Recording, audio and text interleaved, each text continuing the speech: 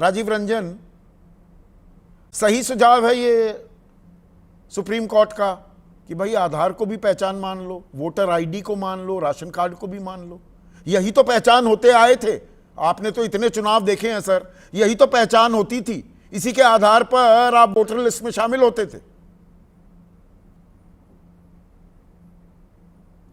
देखिए, कमोबेश एक लंबे समय से समाचार माध्यमों में और सड़कों पर जिस तरीके का संग्राम दिखा है, जो 11 याचिकाएं हैं, निसंदेह जो भी बातें आपने कही, जो आशंकाएं आपने रखी, उन सबों का समावेश वहाँ हुआ है।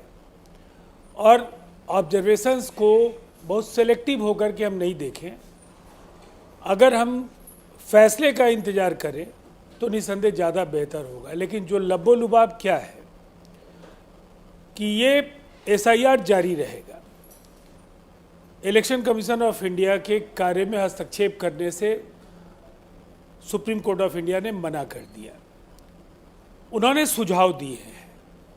इलेक्शन कमीशन ऑफ इंडिया को अपना एफिडेविट फाइल करना है और फिर 28 तारीख को इसकी सुनवाई होगी।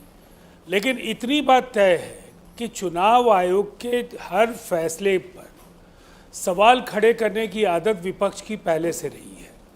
हर सवाल को लेकर कोहराम मचाना और एक मनोवैज्ञानिक दबाव बनाने की कोशिश, या हम ये कहें कि अगर आप हार की आशंकाओं से परेशान हैं तो आप एक ज़मीन तैयार करते हैं, एक पृष्ठभूमि धीरे धीरे आप तैयार करते हैं कि कल आप हार जाए तो आप तंत्र को पूरी तरह से किसी एक पक्ष के पलट कर ये बात आपसे भी पूछी जा सकती है। हार की आहट गूंज में तब्दील होने लगी तो लगे आप वोट काटने के लिए निकल पड़े। ये तो आप पर भी लागू होता है ना। हाँ, नहीं, आप सवाल पूछ सकते हैं। हाँ, नहीं, आप सवाल पूछ सकते हैं, लेकिन देखिए, तथ्यों पर अगर हम बात करें तो अगर जनादेश पैमाना है तो देश के लोकसभा के चुनाव हुए, 40 में 30 सीटें हम लोगों ने जीती हैं और ये 75% का स्ट्राइक रेट है। उसके बाद बिहार के 4 विधानसभा क्षेत्रों के उपचुनाव हुए जिसमें 100% सीटें हम लोगों ने जीती। ये अलग बात है कि तो ये चुनाव जिस वोटर लिस्ट, वोटर रोल के ये आधार 100% पर, एक सेकंड सर, बिल्कुल 75% आपका स्ट्राइक रेट था, आपको जनादेश मिला। तो जिस वोटर लिस्ट, उसके बाद 100% वाला भी है। सुनिए ना, वो 100% वाला भी बता दीजिएगा। तो जिस मतदाता सूची के आधार पर ये चुनाव हुए उसी को ही अब फर्जी बताया जा रहा है, उसको कूड़े के डब्बे में डाला जा रहा है। स्पेशल समरी रिवीजन अभी जनवरी में खत्म हुई थी ना सर, अब दोबारा अपनी पहचान बताइए। ये तो पहली बार हो रहा है ना भारत में।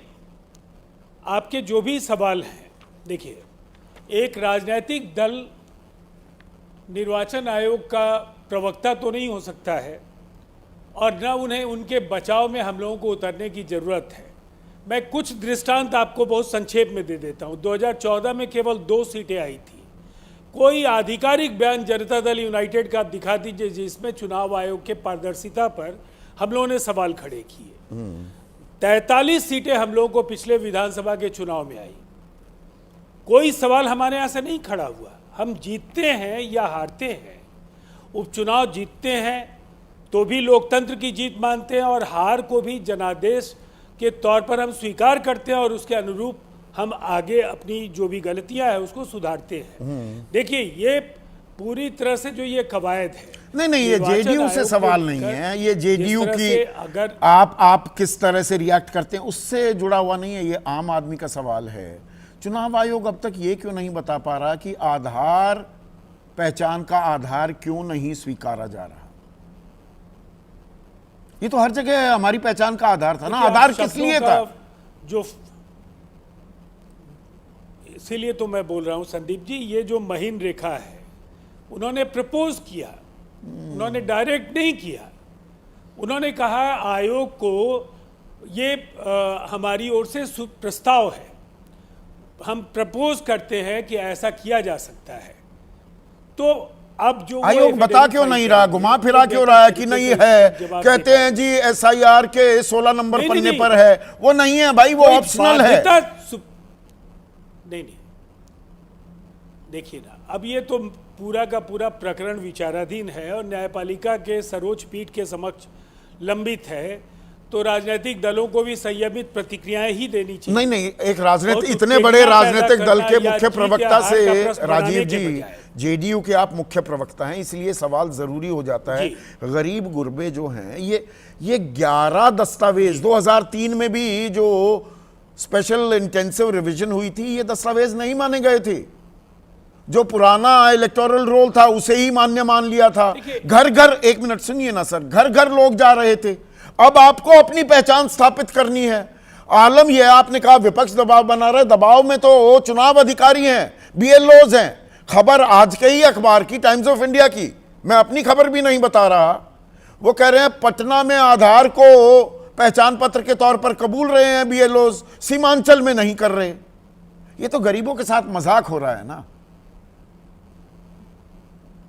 नहीं, अभी तो जब केवल फॉर्मेट को, उसी फॉर्म को लोग भर रहे हैं, सिग्नेचर कर रहे हैं, कोई फोटो दे रहा है, कोई अगर कुछ कागजात है तो है, नहीं तो अब तो वो अनिवार्यता समाप्त कर दी गई है।